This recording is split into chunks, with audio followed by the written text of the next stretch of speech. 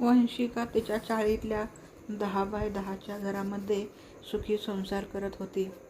तिच्या शाळा कॉलेजमधील मित्रमैत्रिणी तिला कधी भेटलेच तर चिडवत असत.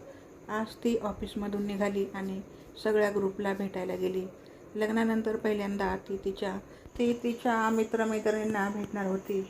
अमोलची परिस्थिती पहिल्यापासून बेताची असल्यामुळे तो सगळ्या मित्रांपासून जरा दूरच होता. पण वंशिकाला त्याने कधीही अडवलं नव्हतं.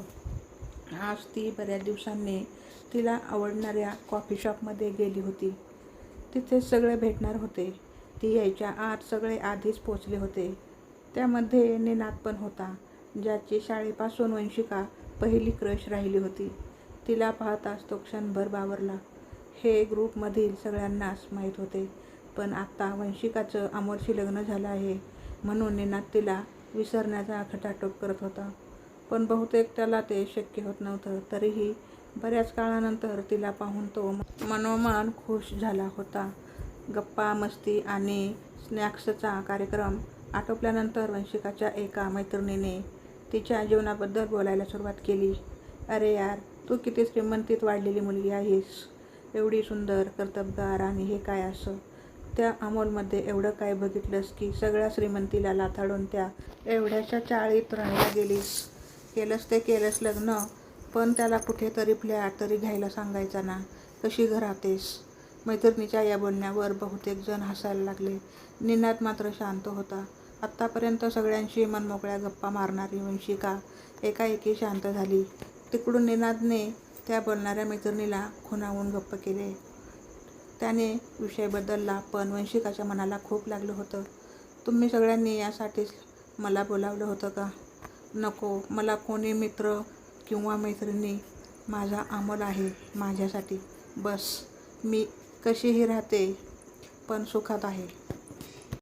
पण तुम्हाला ऐशोआरामात राहणाऱ्यांना ते नाही कळणार. खऱ्या प्रेमाची साथ असेल तर माणूस कुठल्याही परिस्थितीला सामोरा जातो. यापुढे मला भेटायला बोलवू नका आणि कॉन्टॅक्ट पण करू नका. बाय. असं बोलून वंशिका तिच्या जागेवरून उठली आणि निघूनही गेली. तिला जाताना सगळ्यांनी समजवण्याचा प्रयत्न केला. निनाद तर कॉफी शॉपच्या बाहेर तिच्या मागून गेला, पण तिने त्याचंही ऐकलं नाही. तिचे डोळे अश्रूंनी भरलेले होते. तिला अशा अवस्थेत पाहताना निनादचं हृदय तुटत होतं.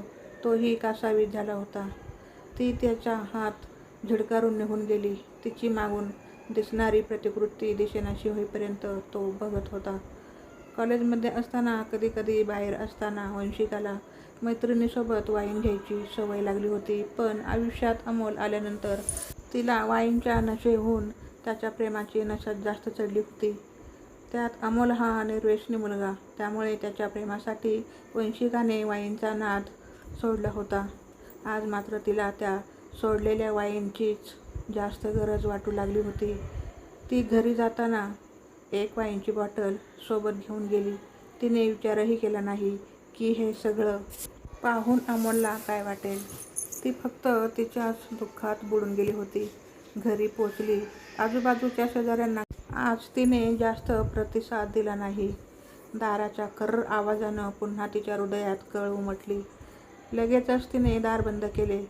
छोट्याशा चौकोनी एक माणूस कसाबसा आंघोळ करेल अशा बाथरूममध्ये ती गेली आणि भरलेल्या बादलीतून एक मग भरून पाणी ओंजळीतून तोंडावर मारले.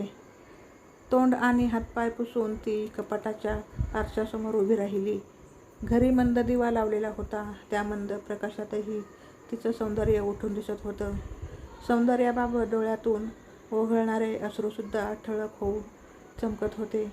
तिने क्षणातच वाईनची बॉटल उघडून ग्लासात न उतरता तशीच ओठांना लावली.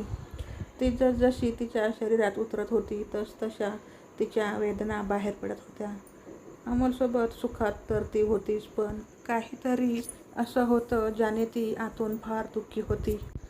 अमोलला साडी नेसलेली वंशिका आवडते म्हणून वंशिका अधूनमधून साडी नेसते. पण बोलताना मध्येच तिचा तोल गेला आणि ती बाजूच्या लाकडी पलंगावर पडली. वर छताकडे बघत होती. पण त्याला ही साडी नेसलेली त्याची वंशिका बघायला वेळच नसतो. महिन्यातून कधीतरी तो या वंशूच्या जवळ येतो. वंशूला जर रोजच अमू जवळ हवा आहे, पण वंशूच्या अमूला ते का कळत नाही. रात्री खूप उशिरा तो घरी येतो. कधी कधी कामासाठी 7-8 दिवस वंशूला सोडून दूर राहतो. फोन पण जास्त करत नाही. मी ॲडजस्टमेंट केली ना रे सगळ्या बाजूंनी. कोणासाठी? फक्त तुझ्यासाठी. माझ्या रक्ताच्या आणि रक्ताच्या नसूनही स्वतःच्या असणाऱ्या सगळ्या नात्यांना सोडलं. कोणासाठी? अमूसाठीच ना. मग माझ्यासाठी तू फक्त काही क्षण देऊ शकत नाही? जवळ घेऊन माझ्या डोक्यावर मायेने हात फिरवणारा अमू कुठे गेला? माझ्या नकळतपणे मी झोपेत असताना ओठांवर आणि डोळ्यांवर किस घेणारा अमू कुठे गेला? मी साडी नेसल्यावर मला उचलून अलगद कुशीत घेणारा अमू कुठे गेला? रात्रभर डोळ्यातलं काजळ सगळीकडे पसरवणारा अमू आज माझ्या अश्रूंचं कारण असं बनलंय की हल्ली अश्रूंमुळेच काजळ गालांवर पसरतं.